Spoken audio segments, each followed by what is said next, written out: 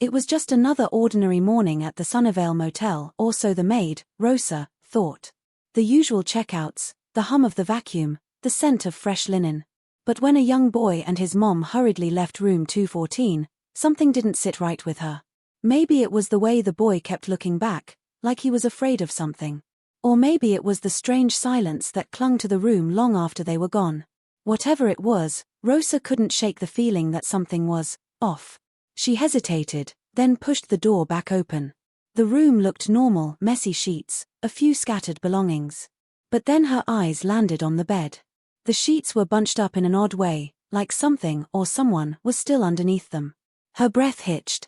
Was it her imagination, or did they just move? Meanwhile, across town, a 17-year-old named Jamal was about to make a simple act of kindness that would flip his entire world upside down. On a crowded bus, he noticed a heavily pregnant woman struggling to stand. Without a second thought, he gave up his seat. A small gesture, really. But what happened next? Well, let's just say that folded note she slipped into his hand wasn't just a thank you. Two seemingly unrelated moments. Two lives about to collide in a way no one saw coming. Because what Rosa found under those sheets, it wasn't just forgotten laundry. And that note Jamal was clutching in his palm? It wasn't just words on paper. Secrets were unraveling. Truths were about to explode into the open. And by the time this day was over, nothing would ever be the same for any of them. But here's the thing, we're just getting started. Because what happens next? You won't believe it. Rosa's hands trembled as she reached for the edge of the sheet. Her mind raced with possibilities. Maybe it was just a forgotten toy, a pile of clothes, or worse, something she didn't even want to imagine. The motel had seen its share of strange guests, but this felt different. The air was thick, almost heavy, like the room itself was holding its breath. She took a step closer, her shoe squeaking against the worn carpet. Then, with one quick motion, she yanked the sheet back. What she saw made her stumble backward, her heart pounding so hard she could hear it in her ears. It wasn't a person. It wasn't an animal. But it was something that didn't belong, something that told her the boy and his mom hadn't just been passing through. They'd been running. And whatever they were running from, it had left a trail. Across town, Jamal stared at the note in his hands, his fingers tightening around the crumpled paper. The pregnant woman, her name was Claire, had given him a long, searching look before she got off the bus, like she knew something he didn't. He unfolded the note slowly, half expecting it to be money or a thank you card. But the words written there made his stomach drop. Asterisk, if you ever need help, call this number. Don't wait. Don't tell anyone. Just call. Asterisk. Below it was a phone number, scribbled in shaky handwriting. Jamal turned it over, looking for some kind of explanation, but there was nothing else. Just those words, urgent and cryptic. Why would a stranger give him this? Was it some kind of prank? A mistake? He shoved the note into his pocket, but the weight of it stayed with him, gnawing at the back of his mind. Back at the motel, Rosa was already on the phone with the police, her voice low but frantic. You need to come now, she whispered. I think someone's in trouble. She glanced back at the bed, at the strange object hidden beneath the sheets, a small, battered backpack, stuffed so full it barely zipped shut. She hadn't opened it. Not yet. But the way it had been tucked away, almost hidden, told her it wasn't just some kid's school bag. Meanwhile, Jamal's bus pulled up to his stop, but he barely noticed. His mind was stuck on Claire's face, the fear in her eyes, the way her hands had shook when she handed him the note. He'd seen that kind of fear before. His older brother, Marcus, had worn the same look right before he disappeared last year. The police said Marcus had just taken off, that he'd probably gotten mixed up with the wrong crowd. But Jamal knew better. His brother wouldn't just leave. Not without a word. As he walked home, his phone buzzed. A text from his mom, asterisk, where are you? You were supposed to be home an hour ago. Asterisk, he typed back a quick excuse, asterisk, bus was late, asterisk, but his fingers hovered over the note in his pocket. Should he call the number? What if it was a trap? What if it was nothing at all? At the same time, the police arrived at the motel, their flashlights cutting through the dim hallway as Rosa led them to room 214. She pointed at the backpack, her voice barely above a whisper. It was hidden. Like they didn't want anyone to find it. The officers exchanged a look before one of them carefully unzipped the bag. Inside wasn't clothes or books. It was stacks of cash, bundled with rubber bands. And beneath them, a single photograph, a young woman, her face bruised, her eyes wide with terror. Rosa gasped. That's her. That's the woman who was staying here with the boy. One of the officers flipped the photo over. Scrawled on the back were 2 words, *help US. Jamal finally reached his apartment building, the note burning a hole in his pocket. He pulled it out again, staring at the number. What if this was his only chance to find out what really happened to Marcus? What if Claire knew something? His thumb hovered over his phone screen. 1 call. That's all it would take. But then, a sound behind him. A car door slamming. Footsteps. Too close. He spun around, his breath catching in his throat. A man in a dark jacket was walking toward him, his eyes locked onto Jamal like he'd been waiting for him. Jamal, right, the man said, his voice smooth but cold. We need to talk. Back at the motel, the police were now flipping through a small notebook they'd found in the backpack, names, dates, locations. One officer cursed under his breath. This isn't just some runaway situation. This is bigger. Rosa wrapped her arms around herself, suddenly feeling like she'd stepped into something far more dangerous than she'd realized. Wherever that boy and his mom are, she said quietly, they're not just hiding. They're being hunted. And Jamal? He was now face to face with a stranger who knew his name, his hands clenched around a note that might be the only thing standing between him and whatever darkness had taken his brother. The clock was ticking. Secrets were unraveling. And the next move? It could change everything. But here's the thing, no one knew just how deep this went. Not yet. Jamal's pulse pounded in his ears as the stranger stepped closer. The man's jacket was unzipped just enough for Jamal to catch a glimpse of something metallic at his hip, a badge? A gun? He couldn't tell. His fingers tightened around the note in his pocket like it was the only thing keeping him grounded. You've got the wrong guy, Jamal said, taking a step back toward the apartment building's entrance. His voice sounded steadier than he felt. The man smirked, but it didn't reach his eyes. I don't think so. You gave your seat to a pregnant woman today. Claire. He said her name like it was a test. She gave you something, didn't she? Jamal's stomach twisted. How did this guy know? He forced himself to shrug. Just being polite. Don't know what you're talking about. The man's smile vanished. Listen, kid. That note. It's not a game. Hand it over, and you walk away. Keep it, and things get messy. A car engine roared to life down the street, making Jamal flinch. The man's gaze flicked toward the sound, just for a second, but it was enough. Jamal bolted, shoving past him and sprinting up the apartment stairs. Behind him, the man shouted, but Jamal didn't stop. He didn't breathe until he'd slammed his front door shut, his back pressed against it like he could block out whatever was coming. His mom called from the kitchen. Jamal. That you? Yeah, he managed, stuffing the note deeper into his pocket. Just, forgot my key. At the motel, the police had turned room 214 inside out. The backpack's contents were spread across the bed, cash, the photo, the notebook. Rosa hovered near the door, arms crossed, like she was afraid to step any closer.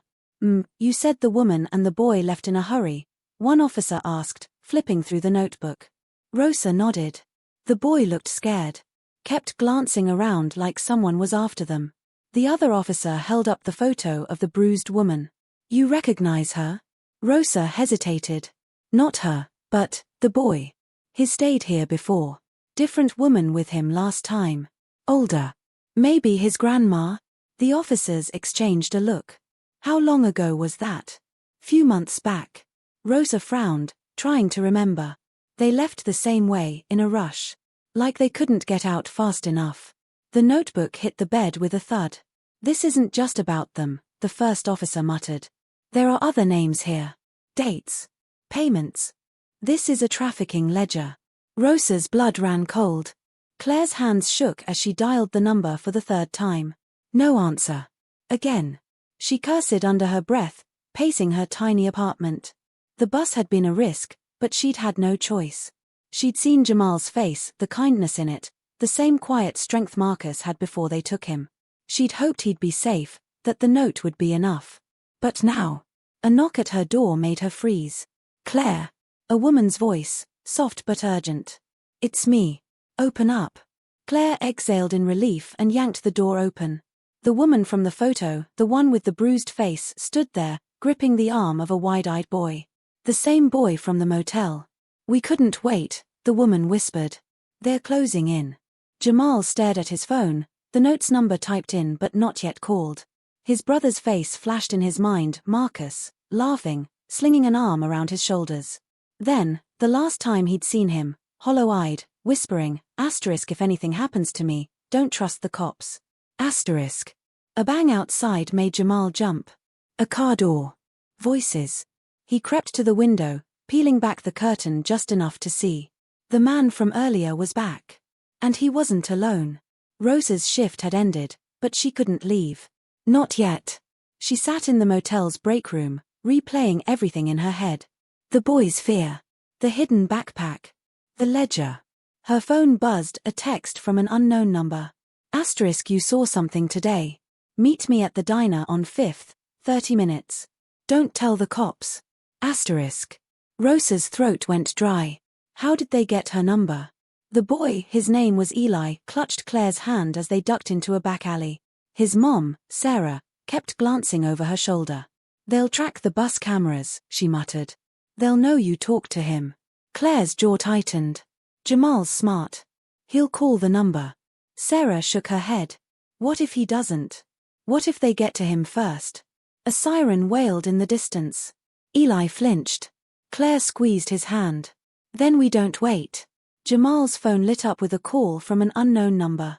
He hesitated, then answered. A woman's voice, breathless. Jamal, it's Claire. They're coming for you.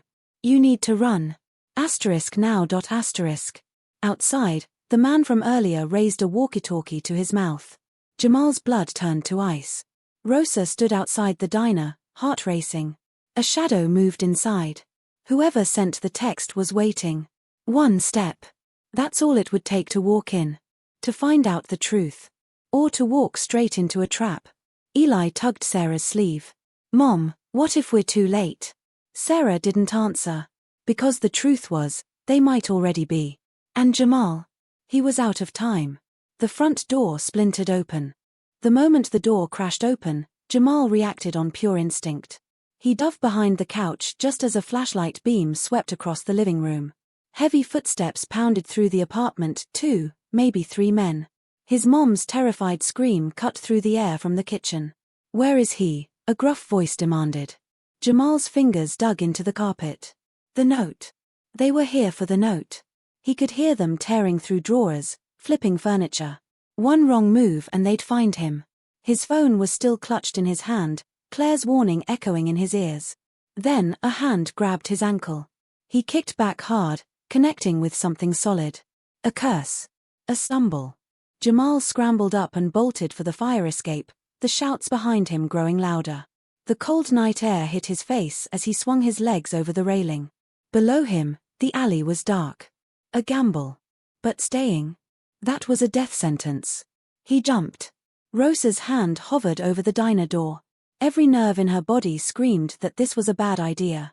But the boy's face, the sheer terror in his eyes when he'd left the motel, haunted her. She pushed inside. The diner was nearly empty. A lone figure sat in the back booth, face shadowed under a baseball cap. Rosa approached slowly, her pulse hammering. You came. The voice was female. Familiar. Rosa's breath caught as the woman looked up. It was Sarah, the bruised woman from the photo. Her eyes were red-rimmed, exhausted. A sleeping Eli was curled against her side. You need to leave town, Sarah whispered urgently. They know you talked to the cops. Rosa opened her mouth to respond when the bell above the door jingled. 3 men walked in. Sarah went rigid. Don't turn around, she breathed. Don't react. Rosa felt the blood drain from her face. One of the men was the same officer who'd taken the backpack from the motel room. Claire's car skidded to a stop outside Jamal's apartment building. The shattered door. The flashing lights inside. She was too late. Her phone buzzed, a text from an unknown number. They have Marcus. Warehouse district. Come alone or he dies. A trap. It had to be. But Marcus's face flashed in her mind, the way he'd sacrificed himself to get her out last year. She couldn't abandon him now. The engine roared as she peeled away from the curb. Jamal's knees burned from the alley concrete. He'd lost one shoe in the escape. His phone screen was cracked, but still working. With shaking hands, he pulled up the notes number and hit call. It rang once. Twice. A click. Jamal. A man's voice. Not Claire. Jamal froze. We've been waiting for your call, the voice continued. Your brother misses you. The line went dead. A second later, his phone pinged with a location pin. The warehouse district. A car screeched around the corner. Jamal flattened himself against the wall, but it wasn't the men from his apartment. It was Claire, leaning out the window. Get in. Sarah's hand tightened around Rosa's under the table. The officer was getting closer, laughing with his companions. Play along, Sarah whispered. Then, louder, thanks again for meeting me about the cleaning job, Rosa. Rosa forced a nod, her smile brittle. The men passed their booth without a glance. But then Eli stirred, mumbling in his sleep. One of the men turned. Sarah's breath hitched. The man's eyes locked onto Eli. Recognition flashed across his face. Run, Sarah hissed. The warehouse loomed ahead, rusted and skeletal against the night sky. Claire cut the engine 2 blocks away. They'll be watching the entrances, she muttered, pulling a pistol from the glove box. Jamal's eyes widened. You didn't say anything about guns, he whispered. Claire's jaw tightened. Your brother is in there because he saved my life.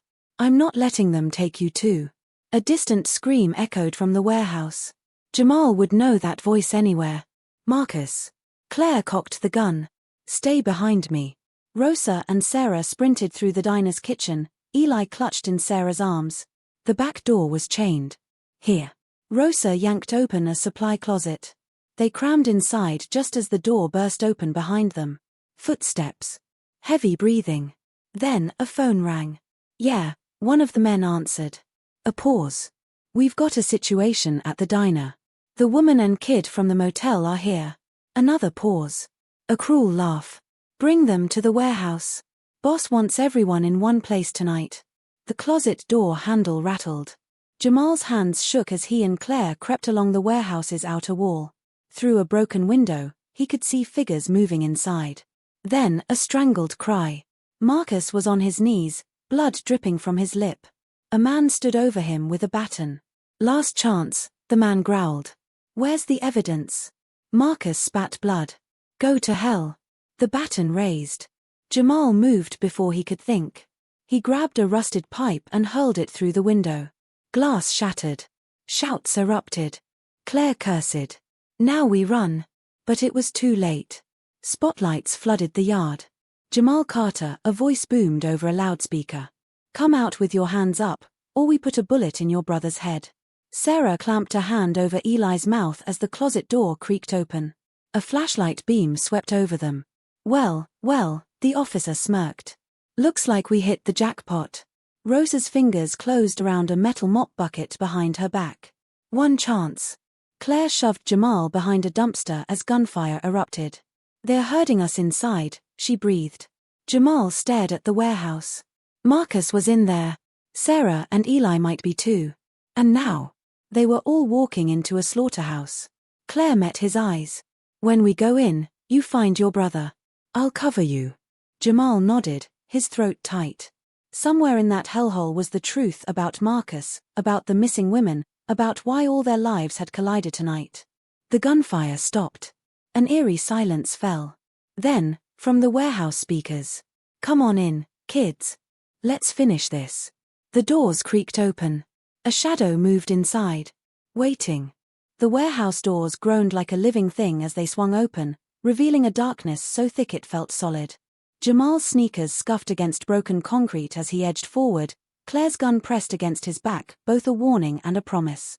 The smell hit him first, motor oil, sweat, and something metallic that made his stomach twist. Spotlights suddenly blazed to life, blinding them. Jamal threw up an arm as shadows resolved into figures, 6, maybe 7 armed men forming a half-circle. But it was what stood in the center that made the breath leave Jamal's lungs. Marcus wasn't kneeling anymore. He stood tall, hands unbound, wiping blood from his mouth with a smirk Jamal had never seen before. Cold. Calculated. Took you long enough, little brother. Claire's gun wavered. Marcus. What the hell dash? One of the armed men chuckled, slinging an arm around Marcus's shoulders like they were old friends. Meet our newest recruit. Turns out your brother's got a real talent for persuasion work. Jamal's world tilted. The note in his pocket suddenly burned like a brand. This whole time the chase, the warnings, had Marcus been leading him here? A new voice cut through the warehouse shadows. Bring them in. Rosa, Sarah, and Eli were shoved forward at gunpoint, their faces streaked with dirt and tears. Sarah's eyes locked onto Marcus with dawning horror. You, she whispered. You're the one who took my sister. Marcus didn't deny it. He just adjusted his cuffs with a smile that didn't reach his eyes. Welcome to the real family reunion. From the darkness behind them, the screech of metal on metal echoed as a rusted chain-link gate began descending, cutting off the exit. Claire's gun hand trembled as she realized the terrible truth: they hadn't walked into a trap. They'd been herded into a slaughterhouse. And the worst part? Jamal had led them right to it. Somewhere in the shadows, a camera light blinked red. This wasn't just about them anymore, someone was watching. Recording. Waiting to see how this would end. The man beside Marcus pulled a phone from his pocket, showing the screen to Claire. A live feed of Jamal's mother bound to a chair, a gun to her head. Now, he said pleasantly, let's discuss how cooperative you're all going to be. Jamal's knees nearly buckled. The game had changed. The rules were gone. And the worst was yet to come. The warehouse air grew thick with tension as Jamal stared at his brother, the brother he'd spent a year searching for, the brother who now stood with the men who had destroyed their lives. Marcus's cold smile didn't waver, but Jamal caught the slightest flicker in his eyes, something desperate, something hidden. Then, almost imperceptibly, Marcus tapped 2 fingers against his thigh. Once. Twice. A signal. Their old signal. Jamal's breath hitched. This was an act. Marcus was still on their side. Claire must have seen it too, because her grip on the gun tightened just slightly, not pointing at Marcus anymore, but at the man beside him. The one holding the phone with Jamal's mother on the screen. You think you're in control? Marcus suddenly laughed, shaking his head. You're all so predictable. The man frowned. What the hell are you? Gunfire exploded from the rafters above. Not at them, at the armed men. 2 dropped instantly as chaos erupted. Marcus lunged, tackling the leader to the ground and wrenching the phone from his grip. Go. Marcus shouted to Jamal. Back door now. Jamal didn't hesitate. He grabbed Eli's hand as Claire and Rosa pulled Sarah forward, sprinting toward the rusted emergency exit. Behind them, more gunfire rang out, shouts and curses filling the air. The back alley was pitch black, but a single van sat running, its doors wide open. A woman Jamal didn't recognize waved them in frantically. Hurry. They piled inside just as the warehouse door burst open again, Marcus sprinting toward them, blood streaking his temple. He dove into the van as it peeled away, tires screeching. Mom's safe, Marcus panted, shoving the stolen phone into Jamal's hands.